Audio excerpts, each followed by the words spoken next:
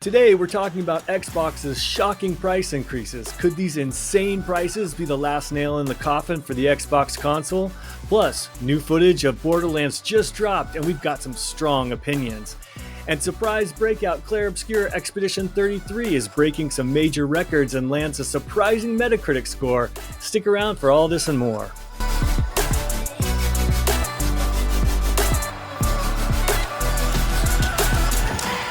Welcome, friends, to this week's episode of Good Playing With You, your weekly gaming news roundup. I'm Dan Whitehill, and as always, I'm joined by my permanent party of Matts, Matt Lord. Hey, how's it going? And Matthew Moulding. Hey now. We've got a lot of great stories, so let's jump straight into those headlines of the week. First up, gentlemen, Xbox raising some eyebrows this week, a little bit crazy. Let me read a quick article about these price increases, and then I want to get your take on it because there's a lot to talk about here.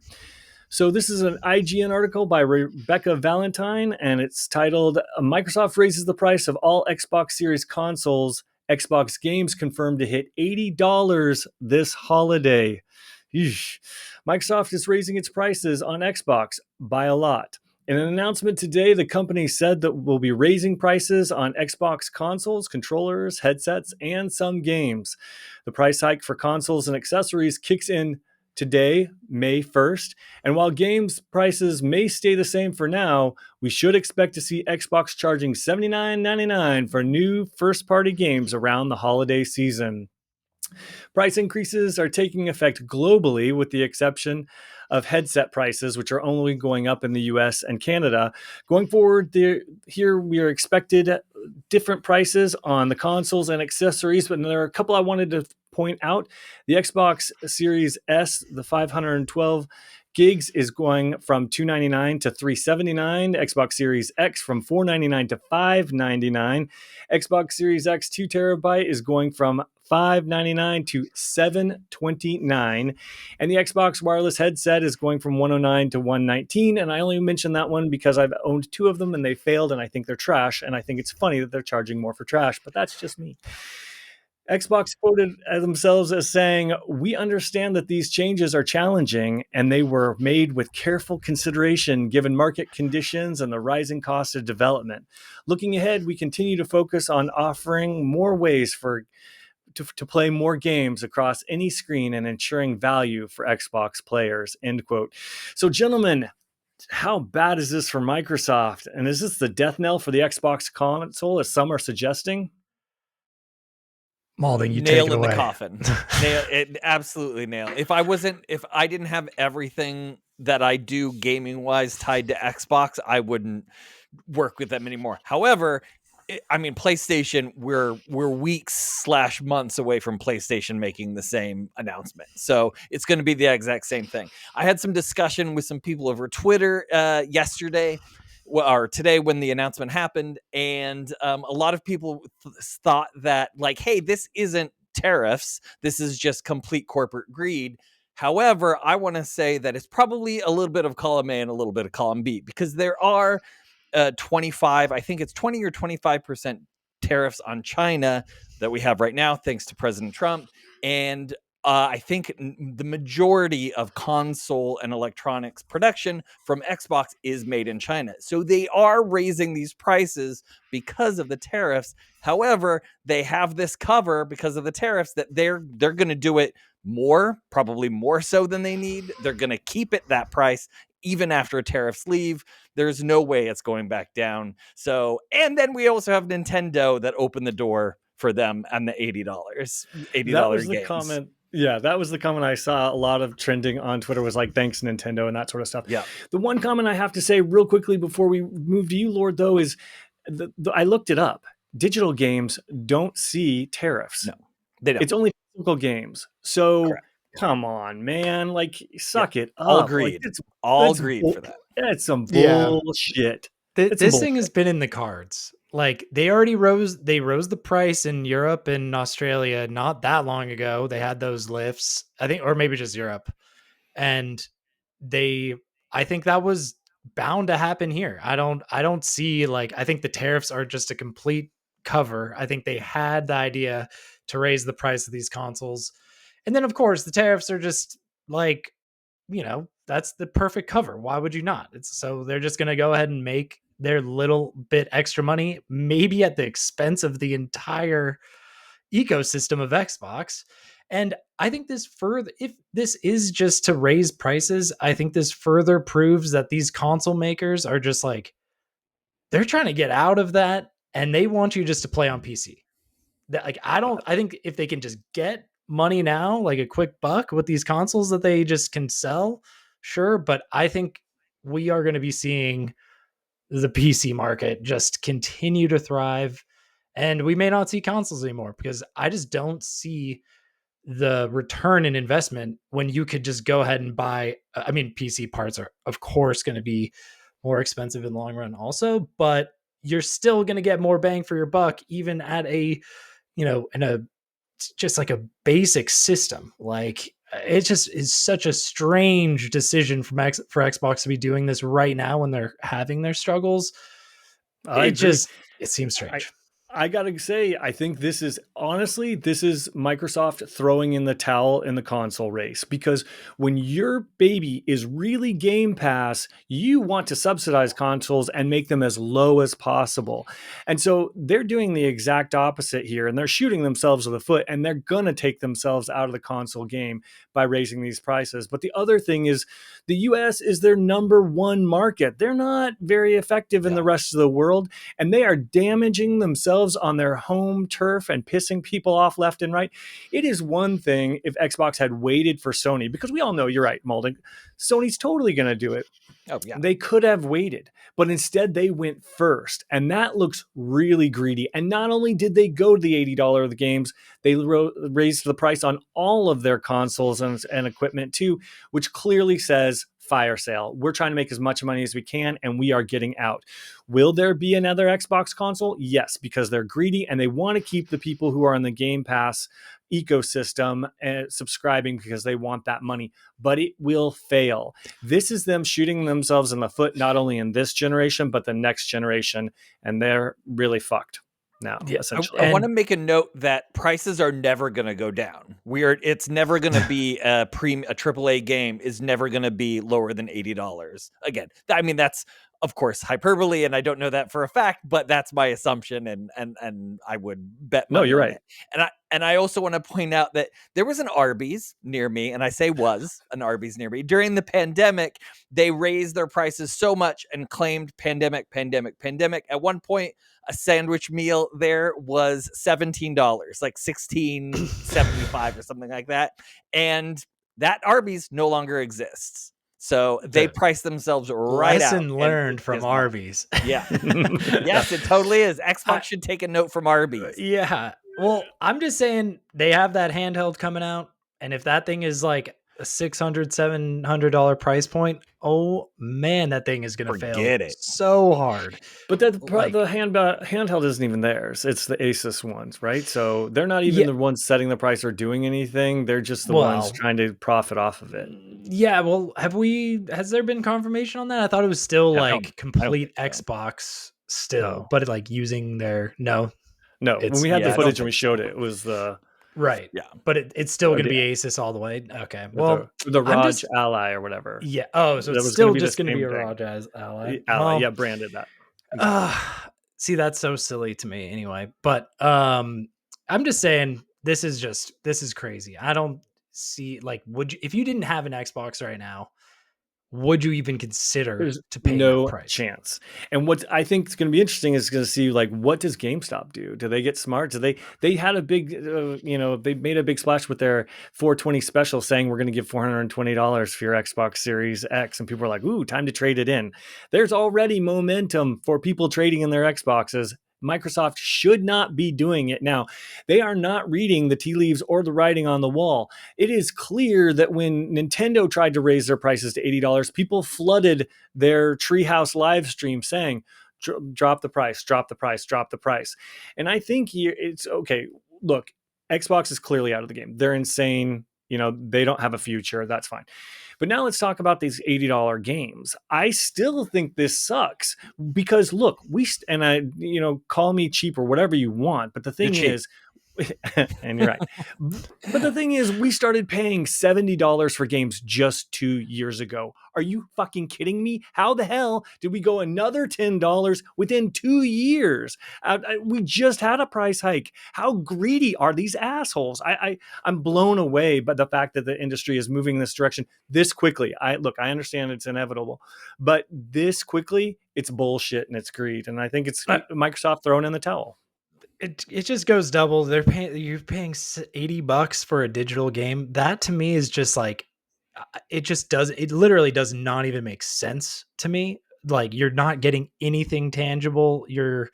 And we're just seeing licensing issues out the wazoo now. So I would be like, I'm not going to pay $80 for this game if you're just going to take it away from me 3 years down the road. Just, it's such a frustrating time in gaming for these reasons. Yeah. But I do think that like the real winners here, because there are going to be some winners. The real winners for the $80 games are going to be Marvel Rivals. It's going to be Fortnite. It's going to be, these free to play games. Destiny. Yeah, exactly. Destiny, I love you. They're going to be these free to play games. This is where the audience, they are pushing people to this direction. The audience is now going to be segmented by, people are being priced out of games, and there's going to be the people who can't afford it, who are playing the free to play games and being nickel and dimed. And it's going to be these $80 games that I'm curious to see how the market reacts to this. So I always find it very interesting that you always hear about these prices going up, but you never hear about an executive salary going down. And that's part of the reason that these prices go up. And what I just looked up is today's Microsoft, after they made the announcement, their stock price is up 7.63% because of this announcement. So their stock got a nice little boost from this. Really? This I stuff. hate everybody. Yeah. It's great. You would think it like that would go down. Like, no, people are not happy. The public's not happy. Everyone was freaking out on Reddit. I would think the stock should take a nosedive instead of go up. Can't be supporting this kind of behavior. I know, but that's the problem, is that people complain about this bullshit and then they turn around and they buy it anyway. And it's people literally have to stop buying $80. Yeah. That's the only solution. That's the only way to give the finger to fucking Microsoft, is to quit buying these $80 games. I sure as hell, they didn't even wait for the reaction to Nintendo and everything. They just went ahead and did it. And it's like, man, it all rests on us and whether we can, hold off buying these games. And I'm good for it, but I don't know about everybody else. I know my backlog's good for it. I can just play my backlog until backlog season. Yeah, it is backlog season. It's backlog season. Yeah. It does make that Game Pass though value go a little bit higher. But I'm shocked that they didn't announce a Game Pass price hike during this. So that's coming. So they must be holding that back, and they're gonna put it. I don't know when whatever their next big game right before winter. Yeah, and the thing is, they keep pushing this market and everything so much higher. When is Valve or Epic going to build a machine and put it under our TVs, and then we get to enjoy PC prices and stuff like that's where it? Because you've got to undercut your competition here. So they're leaving themselves wide open here by pricing themselves out of the market. I'm just gonna say, as soon as they drop that Steam OS that they've been talking about, that they're gonna be able to load, you're gonna be able to load right on your computer. That is when they're gonna announce the under the TV console, and that's gonna be the game changer. I am for sure 100% getting one of those. I agree. One more time, Dan, can you give me the prices of the Xbox Series X? Do you have what that was? Did you say it was $700? Well, I said the Xbox Series X went from $499 to $599, but that's the old 1 terabyte that you and I own. And then there's the newer one, the 2 terabyte Xbox Galaxy Edition, that went from $599 to $729, and it's a Galaxy Special Edition 2 terabyte. $729. It's ridiculous. It's ridiculous. That's robbery. Are you guys as angry about this $80 price across the industry as I am? Okay. Yeah. Then absolutely. Okay. Yeah. Do you guys see yourselves paying the $80 for games going forward? Other than GTA, that's the exception to the rule. I don't even see myself paying for GTA at that price. Like, I'm just saying, I'm at this point where I'm like, it is GTA. We can get all upset, but let's not get crazy. I'm just saying, I don't know if I can I just can't support it. I'm just like Okay, this at I this agree. point. It's getting crazy. Okay, so then on this podcast, in front of God and everyone, I say we make a pact to see who breaks first. That we will not buy an $80 game. We can carve out exceptions, and you're welcome to do it now. In fact, I think maybe Borderlands might be one for me if they go for this $80 price point, and GTA. Gentlemen, are you in on this pact to try and hold out? I mean, eventually we will, but can you down to hold out as long as we can on these $80 games? And you have to fess up when you finally break it. GTA is my exception. Absolutely. Like I mean, don't tell anyone, but I'll probably buy that for any price. But that's the exception. I held off on Assassin's Creed Shadows, Shadows. That's the last one that came out. I'm holding off on that for it to go down. I mean, I'm eating well with the games that Microsoft has just put out on Game Pass. So I'm 100% in. I'll hold off. I won't even make an exception. I'm no GTA, no nothing. Like I'm ready to just. I'm going backlog. I have like 50 years of backlog games that I could dig into. So I am like I'm all set. True. But I'm just saying what I think is probably going to happen though with these $80 games is they're going to launch at $80, then they're going to go on sale for $70, maybe a month after they launch. And that is going to be, so they're going to get the whales to buy up the games, and then they're going to put it on sale really fast. So then the average consumer picks it up. But I don't think these are going to stay $80 for like a long duration. I think that's going to just be like Nintendo will though. Nintendo oh yeah, buttholes. Yes. But I think I see Xbox putting these things on sale quick. Like I think it could just be for the very first little bit, because we're seeing games go on sale really fast these days on console, like surprisingly fast. So I could see that being like the new strategy. Well, from your lips to God's ears, because that would definitely make things more palatable, and we'd be able to avoid a lot of bugs and pay a cheaper We price. can only hope. It's just a bummer when you can't jump in that first weekend when it's the most exciting. They're ruining video games. They're fucking ruining video games for everybody. Yeah. It's so they know rude. we're all hooked. I know. Yeah. All right. So moving forward, no $80 games, but when it eventually happens, you have to fess up because absolutely. I mean, I haven't bought I don't know the last time, to be honest, I have bought a full price game. It's been a long time. Yeah. No, it's good work, Malding, doing God's work. Thank you. It's me. I'm the one holding the people together. Yeah, right. Well, the one of my carve outs though is Borderlands, and that's the next story. Borderlands 4 had a Sony State of Play this week where they showed off 20 minutes of new footage and talked about some of what we can expect in the next installment of the looter shooter.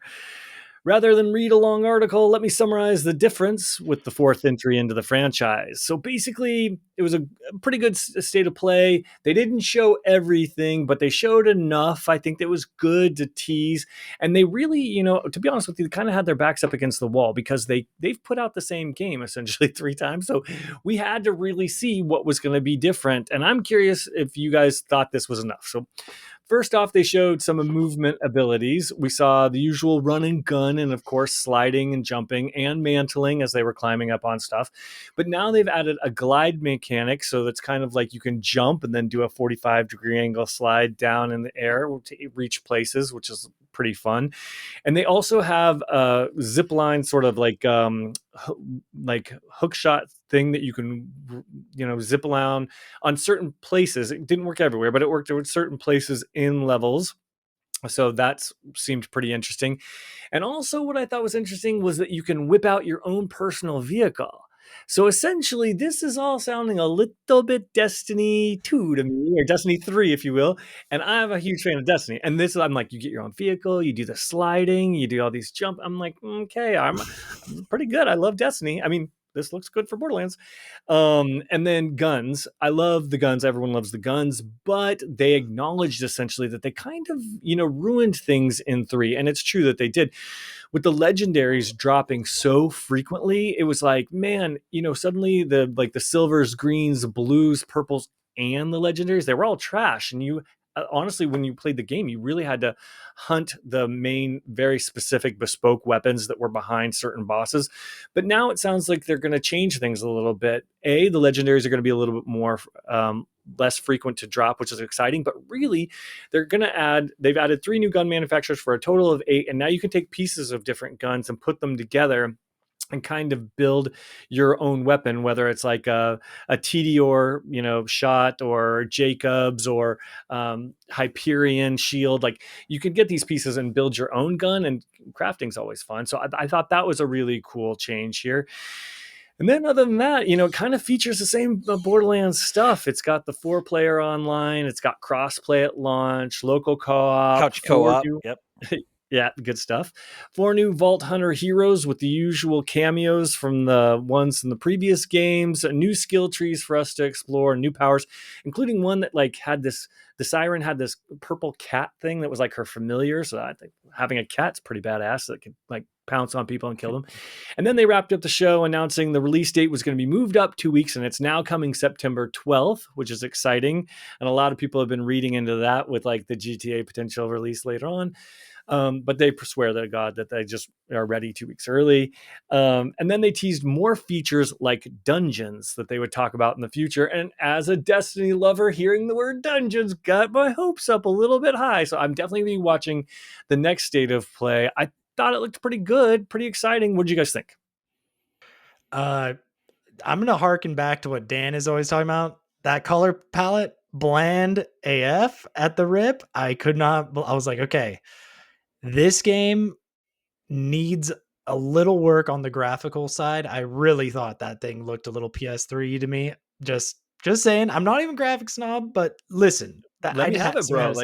Tell me about it. If that's what you feel, go for it. I just felt like that initial where they started showing off that gameplay. I just thought, dude, we've seen this. But you're right. All the features that you just listed, the gliding, the zip line, I am a super sucker for mix and matching different parts on guns. So that part got me really excited. I think that is something that we were missing. However, all the parts mixing and matching screamed microtransactions. They even said something about leasing. Ooh. So that was we're talking potential microtransaction, buying little pieces for guns. And I didn't catch that at all. I heard leasing. Either. That's a boner killer. Yeah. And I was like, what, leasing? So that was a weird one. But I gotta say the state of play was actually pretty cool. And I did like how they were talking about the ordnance at the end where you can get out the super weapon and go nuts, and it's on a cooldown now.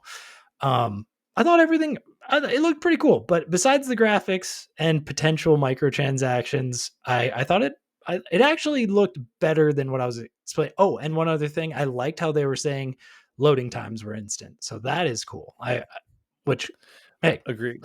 That's what this generation promised us, and it's fun with finally delivering it. I'm here for it. Molding, what are your thoughts? You guys are both nuts. This looks like slop. I mean, okay, so listen, Dan and I have been playing a lot of Destiny 2 lately. Yeah. So I immediately caught that Destiny vibe from everything that they were doing. Immediately when they did the glide, I was like, that's a Destiny glide. Pulled out the vehicle, that's a Destiny vehicle. Even with the weapons, the new stuff that they're talking about, the weapons of the mixing and matching, that's just getting new traits on a gun drop that you get in Destiny. So all of that stuff really harkens Destiny to me. Now, when you look at the gameplay, all I'm seeing are bullet sponge enemies. That's all I'm throughout that whole thing. They had a little mini boss, bullet sponge. They was just running around shooting it. That big boss, I was like, ooh, okay. They showed a little bit of big boss. Maybe there's going to be some interesting thing that they're going to show. All right, so it looked like bullet sponge to me. One thing Destiny has going for it is every time you run across a new boss, there's some mechanic that you have to do to bring it down. There's some special little thing. Maybe you have to stand in this area and charge up a generator. Maybe you have to grab a special orb to blow up this other thing to bring down a shield. There's always something new that takes me a little bit of time to figure out. And then once I do, I feel accomplished. I am not going to feel any accomplishment in this game from doing any of the stuff that I saw there. I 100% agree. That is the one thing is missing is the Borderlands games are truly stupid. You walk in, you shoot things, numbers go up, and then you can move. It is truly mind numbing, but I can't resist. And yes, I love Destiny for that reason. Destiny has puzzles, it has platforming, it is smart, it is intelligent, it challenges me on a number of different levels, and it makes us work together. And I know Malding hates it, but it forces him to, and it's fun. Hate working together. It's my least favorite thing. But you're good at it. And we totally beat that dungeon the other week, and it was so fun. I want to do it again. Yeah. But I do feel that element is definitely missing on this one. It looks dumb as a bag of rocks, but sometimes dumb as a bag of rocks is. Look, I'm not going to put a ring on it, gentlemen. I just want to, experience it for a little bit. It's not going to be a long-term commitment. Sounds like you're taking it to dinner and you're going to get it pregnant. Yeah, exactly. I'm not putting a ring on it. I'm just saying I'm going to hit it and then quit it, and it's going to be totally fun, and we should all buy it and play together. Yeah, and that's a really good. That was a good point. I just think it looked like silly fun. Like it.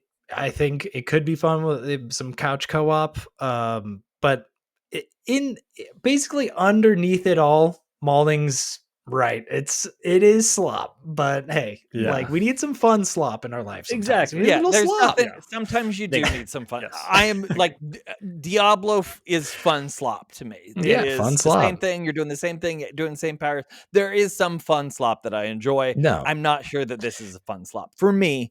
I'm not sure. No, I just saying like that was. It looked better than what we've seen so far. Like that. I'll say that. I agree, and I'm curious to see more. Maybe it's just I want to be excited about it. And yes, it's truly stupid. And yes, I burned out of all the other ones I played. But damn it, if I can't quit you, I gotta be in. I have to. So, would you guys be in on this game if it were $70 at launch at day one? No. Nah. I don't think you're definitely out at 80. Yeah. All right. Sounds like. Friends, I'll be doing the review for Good Playing with you on Borderlands 4 when it releases September 12th.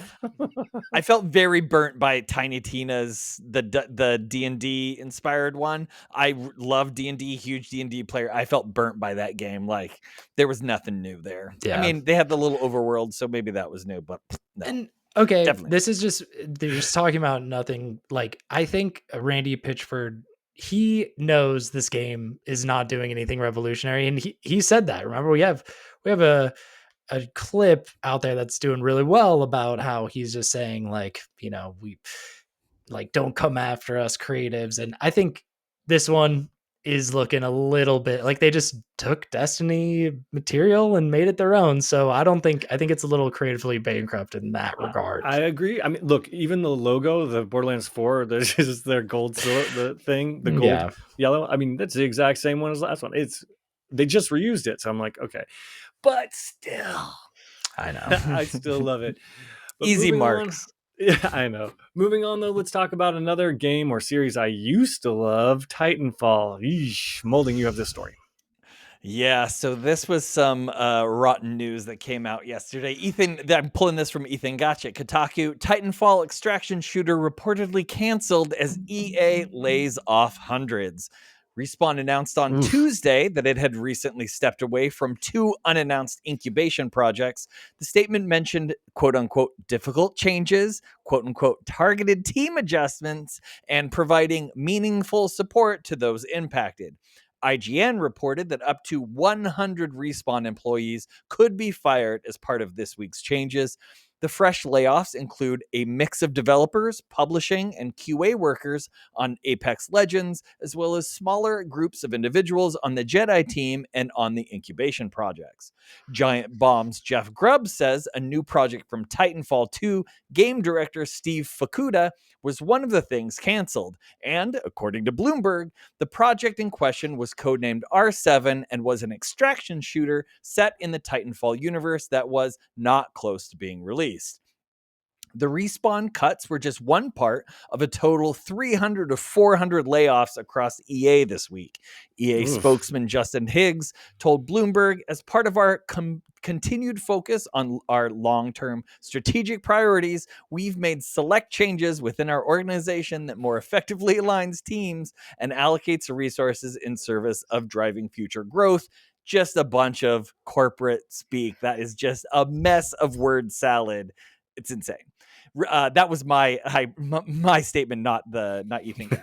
Respawn seems like the last place a publisher that prints money through FIFA and Madden loot boxes would look to cut, but the latest restructuring at Respawn comes after EA reported poorer than expected financial results last quarter, due in part to Dragon Age the Veilguard failing to meet the company's sales expectations. The publisher also recently scaled back BioWare, which is now solely focused on the next Mass Effect. I want to make a special note that Jeff Grubb from Giant Bomb, who I mentioned a few moments ago, left his position just yesterday due to some upheaval with that site, but I don't have any more details with that one. So, boys, while the news of layoffs is always awful, and our sympathies go out to all of those men and women who are affected, I want to take a different angle on this story. Should anyone really be sad about canceled games that were never on our radar in the first place? Oh, great question. I mean, probably not. I had no idea these were going to happen, but they canceled them for a reason. Either they weren't panning out, or I just think, I mean, the Veilguard situation, I think, hit really, really hard. That was a huge miss. I think I saw somewhere that it was like a 50% miss. I just, it's amazing that we're kind of seeing this, the crumbling of video games through our eyes. We're living through it. And this is just, it's crazy. You wouldn't think, I mean, Respawn with Apex Legends being such a big thing, like hearing that their team's just getting ripped through right now was shocking. There was something I edited out of that. He did talk about how even Apex Legends has been kind of collapsing in upon itself, and that they're trying to reboot it in a new version, or they're trying to make some changes to make it better, to cool. Just mix things up. But yeah. I mean, I'm not super sad to hear that the unannounced games are canceled. I feel terrible for the people who lose their jobs. That is just tough. I agree. I think that's what really is the disgusting thing here, is the corporate mismanagement. And the sad thing is we keep hearing these stories over and over and over in this industry as it grows. And that's just capitalism for you, with these big companies gobbling up these IPs, and they're making an effing extraction shooter. They clearly, okay, we didn't need another extraction shooter, so they were clearly headed in the wrong direction. But rather than reboot it and go in the right direction, they don't know what to do. They throw up their hands and they just jettison everybody. And it's a really sad sort of cycle that we're in right now, where we're seeing the industry just constantly chew people up and spit them out. And it's just happening more and more often. Even Polygon just got wiped out and their site got sold and everyone got laid off. So, I mean, it is just constant, and it has been ever since post-COVID. And I don't see it really going to, really stopping until, I don't know what the solution is here. I think that, I mean, it's not $80 games. That's I know. That's not going to help anybody. I know. Well, I think these big corporations are just full of so many, suits and C-suite people and stuff like that are trying to justify their income when really they're not the ones who actually make anything. And so they're trying to save their ass by firing all these people. And eventually they're going to, have to tighten up and cut some of the people upstairs that are not actually doing anything. Eventually they'll have to learn Chat GPT.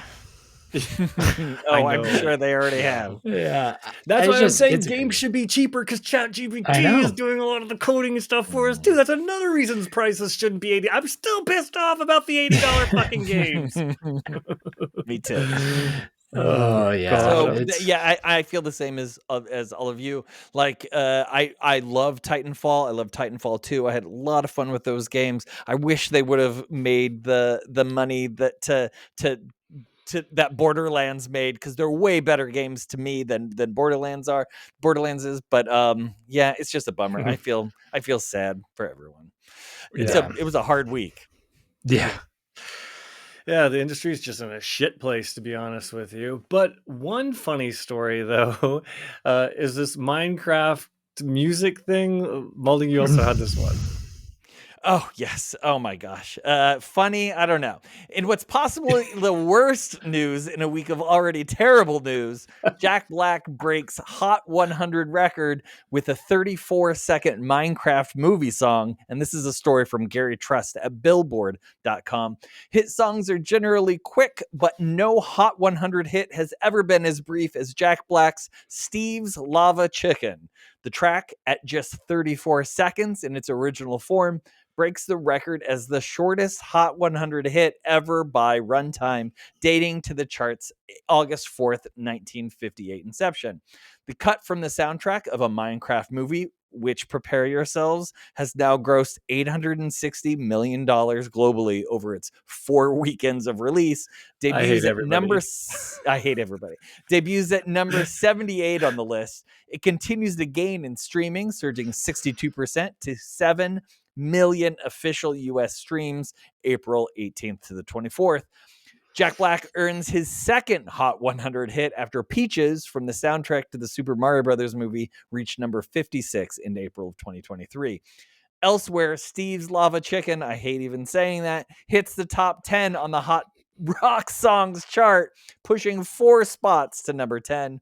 Steve's Lava Chicken surpasses Kid Cudi's I'm pronouncing that wrong. Kid Cudi, right? Kid Cudi. Oh, Cudi. Thank you. I'm really in on the pop culture. Beautiful Trip, which runs 37 seconds long, is the quickest Hot 100 hit song by length. So, boys, we've seen a lot of indications this week that we're currently living through the end times. Is this news just the most recent or the start of something more insidious? I don't think the world can get more insidious. I don't think it can be the start. We can't get any more. Like, this is crazy, effing crazy. It's just, I don't know. It's just like a head shaking type of thing. Like, we're done memeing. We're done memeing. This is serious now. We can't let this song. This is all hands on deck. Right. We're done playing. Like, let's stop. We did the popcorn in the theater. Like, now it's time to stop streaming this song like ASAP. And it's just like, come on, let's listen to some like Led Zeppelin here. Like, we're done. I want to point out that all 3 of us, I'm pretty sure, weeks and weeks and weeks ago, last year even maybe, all of us saw that Minecraft trailer and we were like, oh my God, what are they doing? This looks like it's terrible. This is going to bomb. This is going to be so bad. And all 3 of us now have to eat crow, and it's almost $1 billion haul globally. The top grossing movie. We couldn't have been more wrong. It was awesome. We admit when we're wrong, and this was one of them. Oh, we were mega wrong here. We're so wrong. But seriously, but we're right in terms of it still looks like shit, people, and I can't figure out why the hell you're watching it or supporting it. Seriously, though. Or listening to 34-second songs on repeat. That seriously. Why are we encouraging these people? Oh my Lord. Oh well, it's crazy. Just truly crazy. Seriously. On to better games and better news, though. Clair Obscur. It definitely has set some records and definitely gained a lot of attention as being this sleeper smash. Lord, you have this story. Yeah. I got a couple little quick ones here. The demand has been higher than expected. Clair Obscur Expedition 33 achieves a feat that's uncommon in 2025. This is from the gamer Sam Woods. Clair Obscur Expedition 33, which launched last week, is a throwback to some old JRPGs like the 360's Lost Odyssey, but it's also seemingly a throwback to a time gone by, with the developers underestimating the demand for physical editions, leaving it to sell out in various regions across the globe. I don't think even the most optimistic Sandfall Interactive employee could have foreseen the success that Clair Obscur 33 would have, despite launching on Xbox Game Pass, which isn't always a death knell. The game sold over 1 million copies in a few days, achieving something only 0.002% of games have managed on Steam, and breaking Metacritic records in the process. It's this demand that meant the game sold out physically in multiple regions around the world, leading the Sandfall Interactive team to issue an apology. This is in quotes. We are aware that we have sold out of physical editions at various retailers. It was said on Twitter. Our distribution partners are looking into restocking. Sorry, the demand has been higher than expected in many regions. Please stay in touch with your local stores for more info. So before we react to that, I have one more little quick one. What just that is such a great news. I love that so much. The Clair Obscur Expedition 33 has seemingly broken a Metacritic record. As first shared by Forbes Paul Tassi, Clair Obscur Expedition 33 could find itself owning the highest rated user scored game on Metacritic of all time.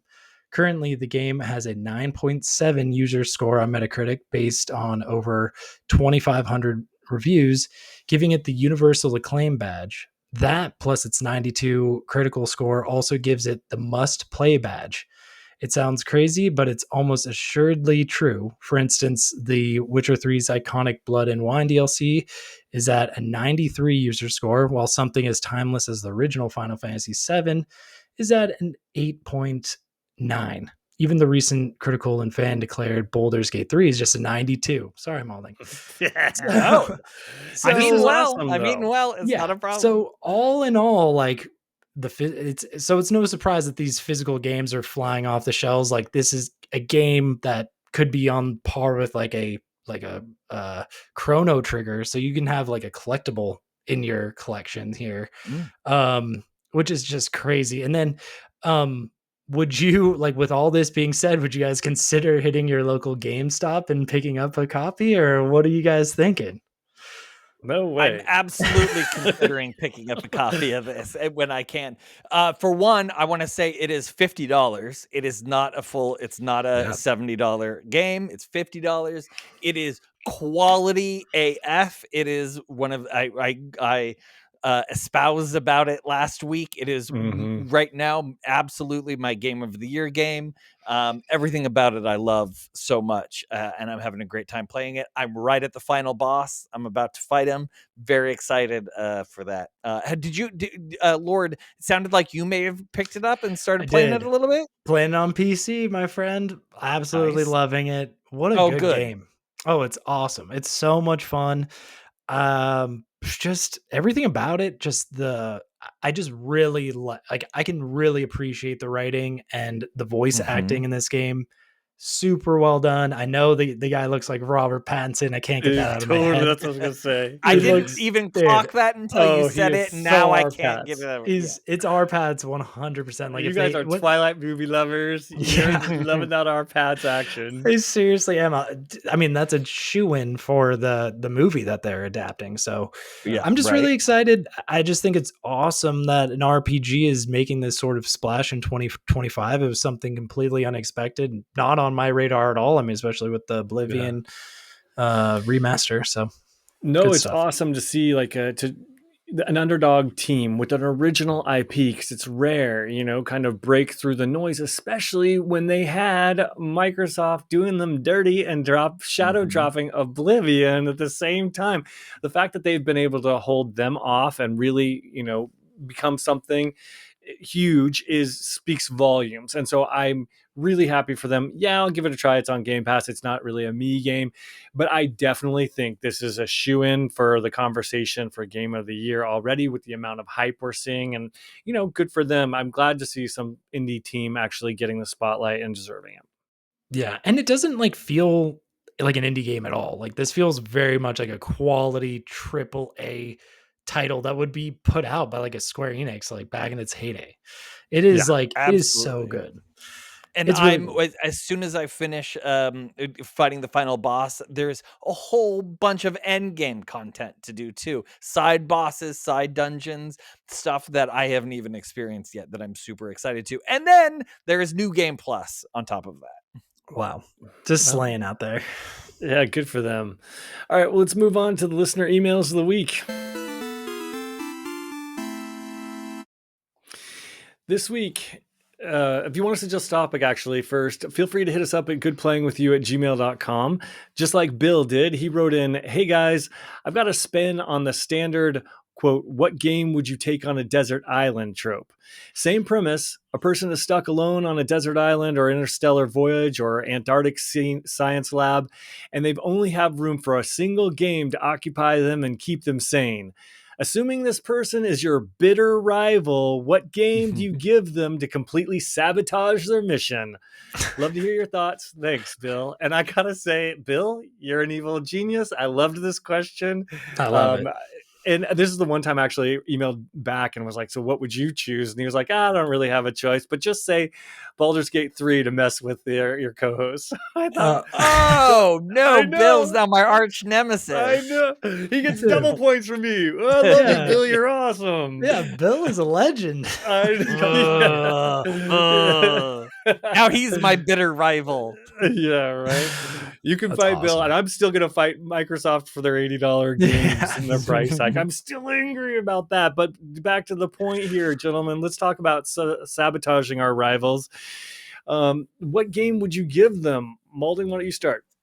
Oh, I'm going to sabotage Bill with Cyberpunk 2077 before the rework. After the rework, no, fantastic, love it.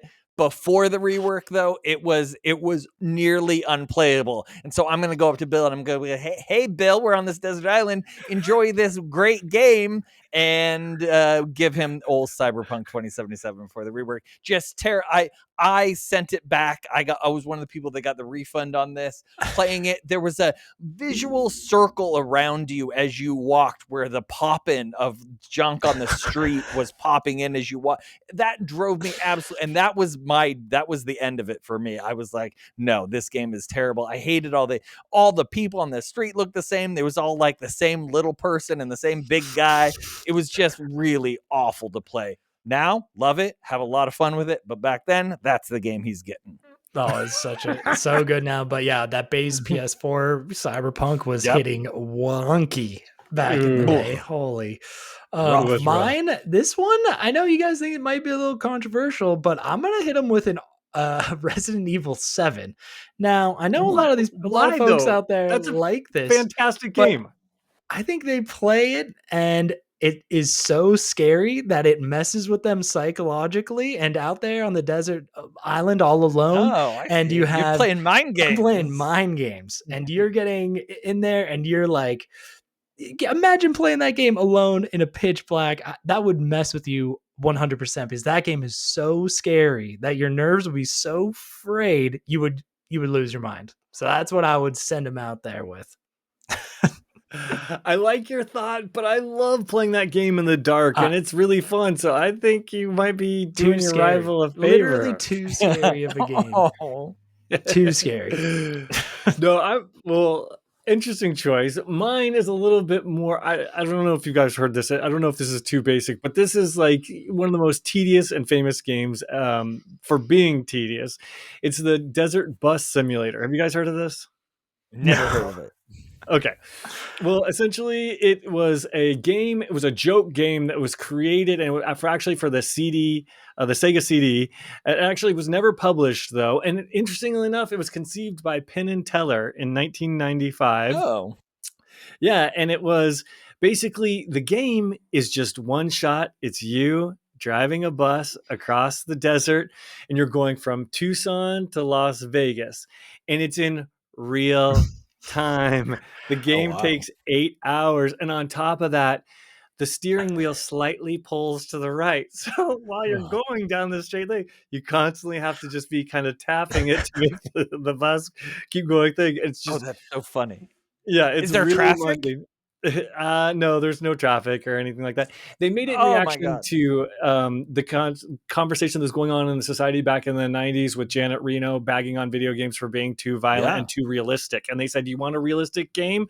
We'll make a realistic game. And they made Bus Driver Simulator. And then at the very end, the best part, though, is you get from Tucson to Las Vegas. And if you if you crash and you wipe out, all progress is over. But if you make it all the way after 8 freaking hours, you get 1 point. And that's the end of that game. Oh my God. That's awesome. I've never heard of this. Me neither. Legendary. It has like a whole back in the day, that full motion video intro with Penn and Teller and stuff like that, and then they put you on the bus and off you go. It's, Wow. Well, that would definitely drive somebody crazy. Yeah. Well, I Good do have a times. second one for Bill. Bill is also going to be getting Sekiro Shadows Die Twice, and I'm going to go to him and I'm going to say, this game, everybody loves it. It's very highly acclaimed. People think it's one of the best Soulsborne games that you could play. I'm going to hand it over to him and then just laugh as he fails and fails and fails and fails to parry. This game is way worse. Like Clair Obscur is parry and dodge. It's got that same kind of mechanic where you have to hit that timing right. That feels so good. That game, no, miserable. Hate that game. Handing it right over him on that island. The game's hard as mo. I'm not really angry at you, Bill. I just want to put that out. I'm not really. Phil, no one's ever gonna write in and give it. I know. No. I'm just joking. My second one, I'm hitting him with the Call of Duty with Okay, but skill-based why again? matchmaking through the roof, and all you can play is Call of Duty out on a desert island, and you have, well, obviously you have gig internet too, and you're out on desert island, and you're just playing. Imagine just playing Call of Duty all day, and that to me sounds like true torture. I mean, the streamers that are out there must be going through their own personal hell. This, man, just playing with the sweats and the cheaters and just everything about that game for eternity. That sounds honestly like my nightmare. So enjoy. I like that game too, and that does sound like a nightmare. Yeah, exactly. I don't know. I feel like you picked two good games. I would love to be your rival. You're crazy. I'm here for it, but I think you're. No, I mean, it would sneak up on you. You'd be like, this guy's crazy. This guy, I can't believe he handed me these games. Look, I love on this show, and especially this segment, we often sit around and say, good picks. But this time, I'm not going to say good picks, bro. I love you, but your picks are crazy. I knew I was going to stir some pots with those. But oh my God, that's hilarious. Okay, anyway, my last pick, I have to say, is Concord. And I would give it to them like the first day it launches, right? So hopefully they would go onto this desert island. And in your scenario, Lord, they have gig internet. So maybe they're on this desert island and they're like, oh, I really like this hero shooter. This is so great. I wish they had more hero shooters. What accent is that? I don't know. And then they would play it, and of course, and then it would get shut off, and then they would be bored for the rest of their time. Or even better, they have no internet whatsoever, and I've just sent them to a desert island with a multiplayer game that they can't even play. So either way, Concord is a winner in my book. That is some psychotic behavior. That's right there. nefarious. Yeah. Thank you. Good stuff. Well, that pretty much wraps up everything we have for this week. If you're watching on YouTube, please like and subscribe. And if you're listening on a podcast, please tell like 33 friends. And on behalf of Matt Moulding, Matt Lord, and myself, Dan Whitehill, thank you for joining us. And as always, good playing with you. Good playing with you. Good play with you.